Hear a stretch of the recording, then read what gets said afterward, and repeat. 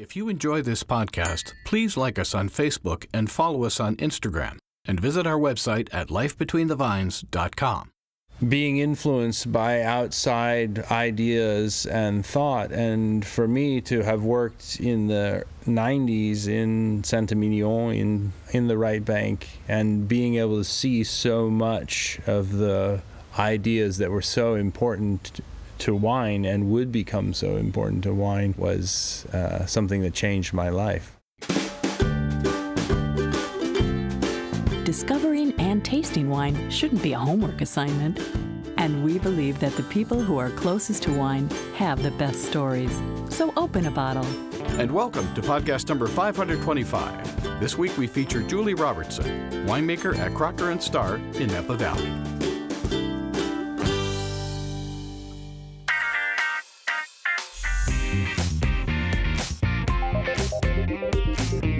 The background of a typical winemaker is anything but typical. I've always found it interesting to learn about one's work or education history when finding their way into the wine business. Julie Robertson is winemaker at Crocker Starr, and she came from the field of architecture. One passion leads to another passion. It really is about passion. You can also hear Julie on our Vino Lingo segment defining the term Roly Poly.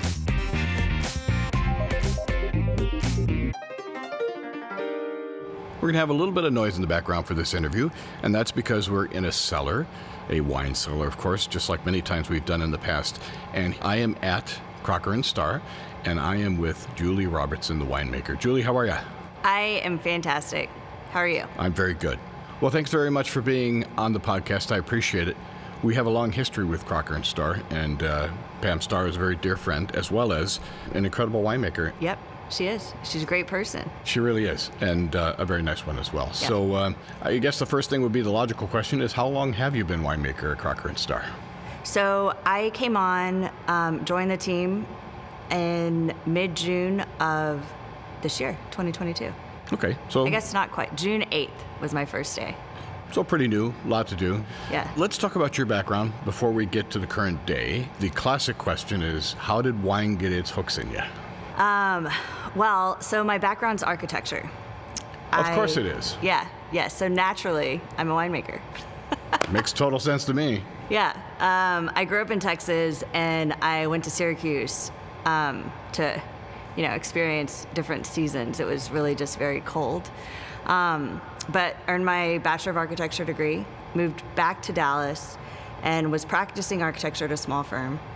And in 2009, I started working part-time at a boutique wine and cheese shop. So this was during the recession. We worked at the architecture firm. We worked primarily with private developers, and so, pretty kind of immediately, they're like, oh, all projects are on hold. So I started working part-time at a wine and cheese shop, and after a couple months was promoted to manager, and after another couple months, the wine buyer left, and I was like, well, I'll do it. And I grew up with my parents enjoying wine, but didn't have any knowledge or formal education or training. And I just enjoyed it. And I had learned a lot while I was there, and I enjoyed pairing the wines with cheeses. And so I took over the wine buying program and ran the wine program in the store for about 5 years. And then I moved out to Napa on a bit of a whim. I had been out here with some friends on a birthday trip, and while I was here, visited wineries that I sold the wines, and I just loved being here. It felt right. And so I went back to Texas, and about 3 weeks later, packed up my car and drove out here. Wow. Yeah. While I was out here on the birthday trip, I was at Ladera, and actually they were looking to hire for their hospitality team. And so I ended up meeting with Ann and Nicole Stotesbury, and the day before I was leaving to drive out here, I got a phone call from Nicole with a job offer. So I excitedly accepted it. It, had a little security with moving out here, knowing that I would have a job. Right. So I moved out here, worked at Ladera on the hospitality side for about a year, I moved out in June, and during the first harvest that I was out here, I was super curious. I was always asking the winemaker questions, and I would go in on my days off just to help out in the cellar. And so I would like dig out a tank or do punch downs or clean something. And I really enjoyed it. And it gave me a better understanding. And while I was running the wine and cheese shop, I became a certified sommelier through the Quartermaster Somms. Wow. And a certified specialist of wine. So I had this, knowledge, like winemaking knowledge, when I would talk to people about the wines and about lees stirring or punch downs versus pump overs, but seeing it and actually doing the work myself, every day was a light bulb moment. And so the following year, the owners are very supportive of, follow your passion, follow your interest. And so I moved over to the production side for harvest in 2015. So that was my first harvest, and I still loved it. And so at that point, I wanted to continue working in winemaking on the production side. So I went to New Zealand and worked at Elephant Hill in the Hawke's Bay. Nice. And went back and forth for 3 years and would do 6 months here, working at Ladera, 6 months there, returning to the same wineries, which was important to me because I was able to learn the vineyards, learn the winemaking styles, and be able to come back the next year and taste what I had worked on the year before. We're losing our lights. We are losing our lights. I'm going to cut in here real quick. We have a little lighting issue. These are motion-activated lights, and there's nobody moving around down there. So for our audience, wonder if they're going to kick us out of the bar here. It's not going to happen. So I'm sorry I had to interrupt you, Julie. So why don't you go ahead and pick up where you left off? No problem. So working back and forth between Ladera here in Napa and Elephant Hill and Hawke's Bay. And after the 2017 vintage here with Ladera, the following spring, I joined the Paulmeyer team. So I was at Paulmeyer for 3.5 years as assistant winemaker. And after Paulmeyer, I was assistant winemaker at Kerr Cellars, and then joined the team here in June. You have a pretty good book. Thank you. Yeah. Yeah, I feel very fortunate. I've worked with some amazing winemakers and mentors and now friends. That's nice. Yeah. That's a great way to start, and it's a great way to have this diverse experience when you start out, and especially doing New Zealand too. That had to be a lot of fun. It was a blast. That's why I kept going back. Yeah, you wouldn't do it if it sucked. Yeah. So you come to this point, and Pam is looking for a new winemaker, and you come here. And when you walk into a situation like this with somebody like Pam, who's so incredibly experienced and certainly has her own style, viewpoint, is this something that becomes very cooperative? Is it that you're kind of under her tutelage? How does that work for someone like you with that experience? I think there's a couple things that go into it. So I actually met Pam several years ago, and she gave me I was introduced by a mutual friend, and we met and talking about winemaking. She gave me some great career advice, and we've kept in touch since then. And I think having that relationship beforehand is incredibly beneficial. She's an amazing person, an amazing winemaker. I have so much respect for her, and I know that I have so much I can learn from her. And so I think that, to me, it's impressive what she has built here. And so, learning that, understanding that, having the respect for that, and then over time, just continuing to improve it. Yeah. I like how you say built, because she did build this winery. It has been a dream of hers to have this together, so it's really cool to see where it's at this point. And of course, you always look to the future, what's going to happen next. Yeah. So you came on in June, you did get to work harvest here, and again, it's an experience you've had before. Was it anything different here for you than what you've seen in the past?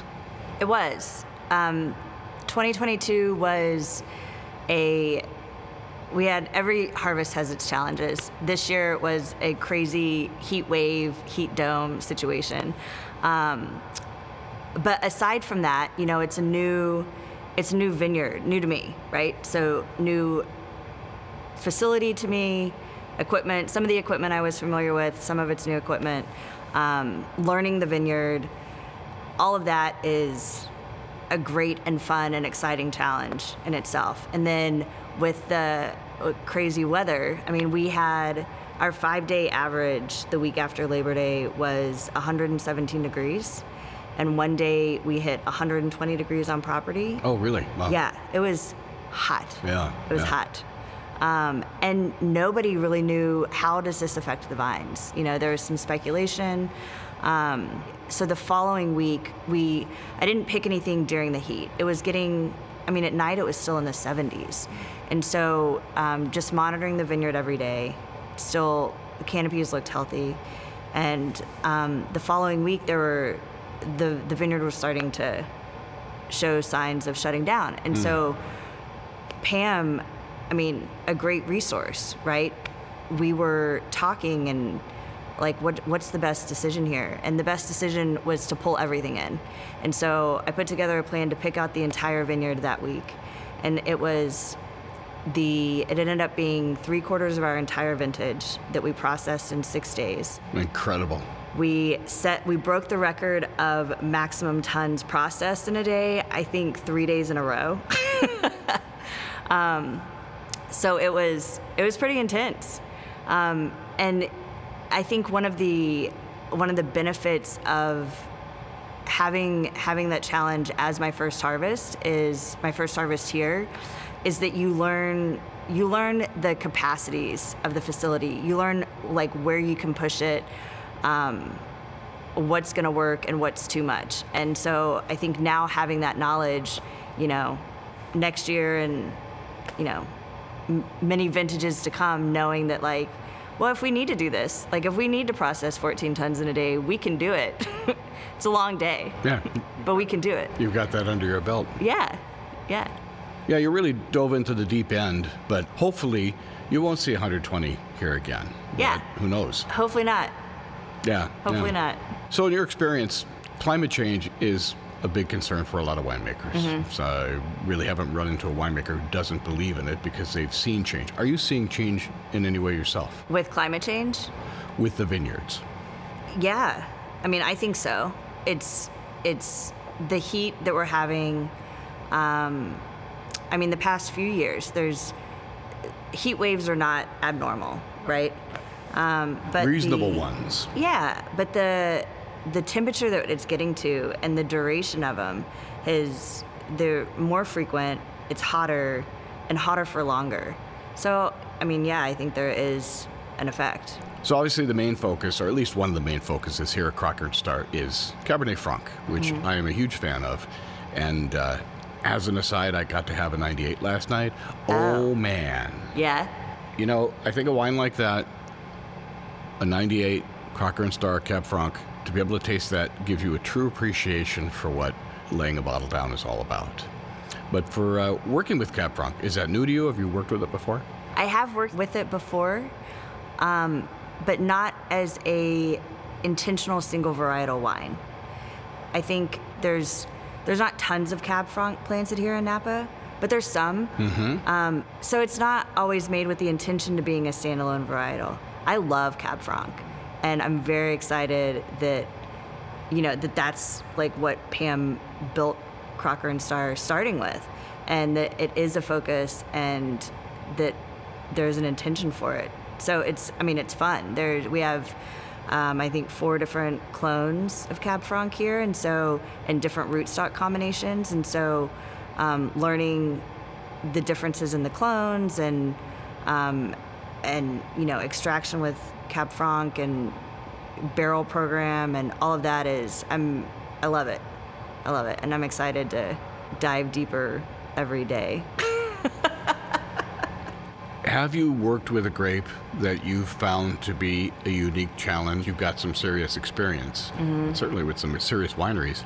But have you worked with some grapes that have been kind of like, I don't really know how I go about this one, or this one's a bit of a challenge for me? Let's see. I've worked primarily with Bordeaux varieties. One that's always been a bit of a challenge to me is Merlot. I enjoy drinking Merlot. You know, there's fantastic Merlot, but the grapes don't, like, when I taste them, they're not as exciting. And so we don't grow Merlot here, which I'm happy about. That's okay. That's okay. You're not you know? the first person I've heard to say that. Is there a grape that you would like to go after down the road, whether it be on the side or here at Crocker Starr, something that you've just had a curiosity about? Well, something that we are going down the road of here that I am incredibly excited about is this year was the 20-year resurrection of Crocker Starr Syrah. Oh, I didn't know that. Yeah, which I loved. I mean, working in Hawke's Bay, I loved making Syrah. And, you know, 20 years ago was the last vintage that Pam made a Syrah from the property. That block was replanted to Sauvignon Blanc, but there's a few, 3 new blocks that are either have been planted to or will be planted to Syrah. And so we got the first fruit this year. So we're going back down the Syrah road. So it's probably going to be a few years till we get a chance to taste that. It will be. Yeah. Now, you also do sparkling here.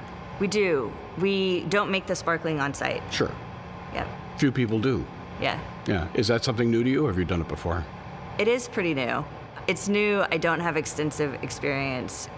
One year at Elephant Hill, there was some young vine Chardonnay, and so just as a trial, we picked a portion early and made a sparkling base. And my last day that I worked there, last year that I was there, was to bottle it. So I've never tried it. So I've sort of made a sparkling before. But you don't really know the end but result. I've never tasted it. Oh, wow. So I don't know if it was any good or not. Pam poured some the other night, and I did not know you were doing it because it was a bit of a surprise. But it's a great move because sparkling has really made somewhat of a comeback, would you say? Yeah. Well, I mean, who doesn't love bubbles? Right. Yeah. Well, I think up until maybe the last 5 years, men didn't seem to have a thing about it. But I'm seeing more and more men appreciating how cool it is. Yeah. Well, they're delicious. You know, something I really always get curious about, and it's not always an easy question to answer, but you have experiences in the vineyard, you have experiences in the cellar. This is very serious work when it comes to safety. There are things that can be dangerous. There are also things that can be very silly, goofy, crazy. Anything you'd like to relay that you've experienced that was kind of wacky? You learn quickly, I think. And, you know, I learned early on that early on in the winery, everybody makes mistakes, and as long as you are immediate about saying, hey, this is what happened, because mistakes are going to happen, and then the sooner you know, then the better you can correct it. Any kind of mistake, it makes, especially during harvest, because it's long days, it's long hours, you don't have a lot of sleep, there's a lot going on, obviously. And so anytime, even a minor mistake, then it gets you kind of readjust, and it's like, okay, what's happening? Yeah. Right. You know, here, I think it's helpful. I will spell out all the calculations on the work orders, so then anybody can check it. So before they're gonna, make an addition, they can just double check, because a second set of eyes is rarely a bad thing. No, not at all. This is the kind of thing that can go positive or negative. Take your pick. What makes you crazy about the wine business? I think crazy good, and what I love about the wine business and wines and making wines is you're capturing a time and a place, and you get one chance a year to do it. You get one shot, and your job, my job, is to make a wine that expresses where it comes from, the varietal that it is, and the year that it was that it was made. And that's exciting to me.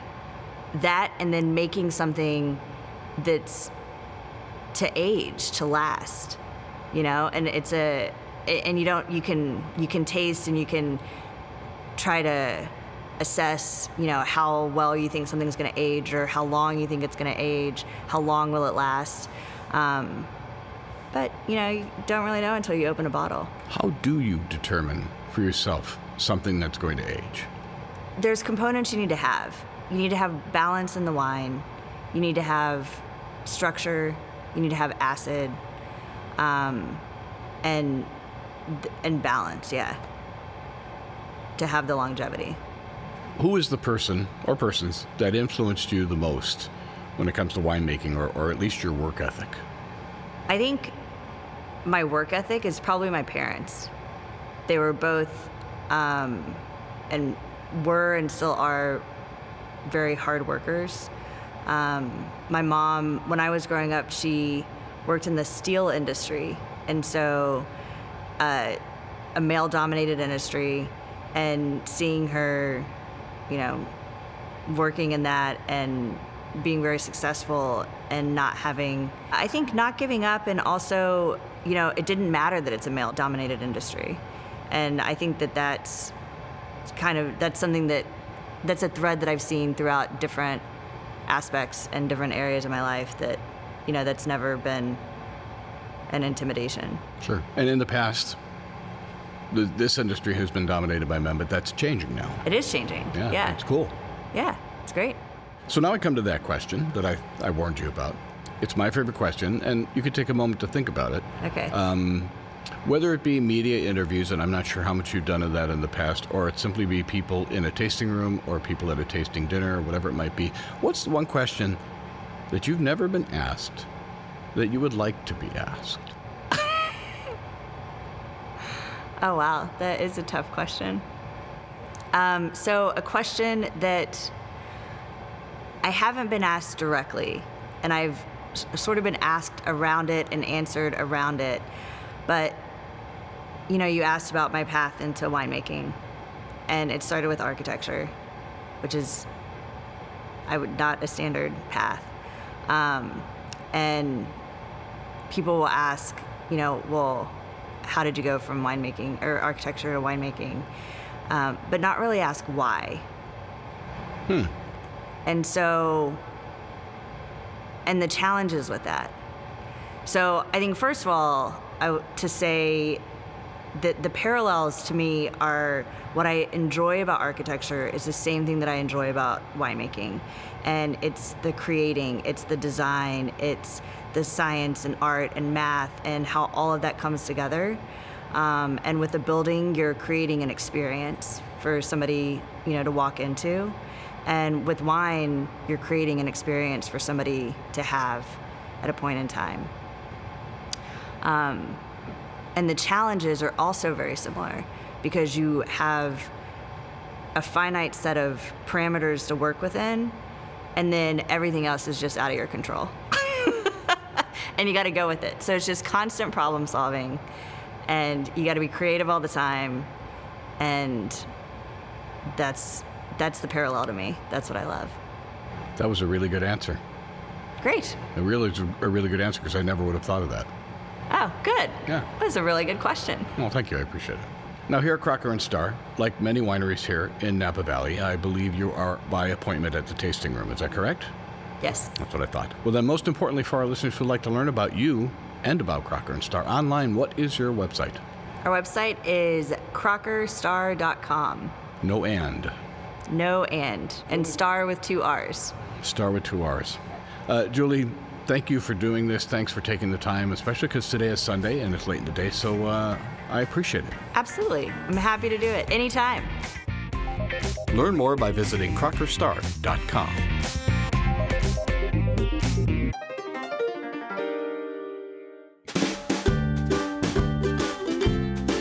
Thanks for listening to the longest-running wine podcast online.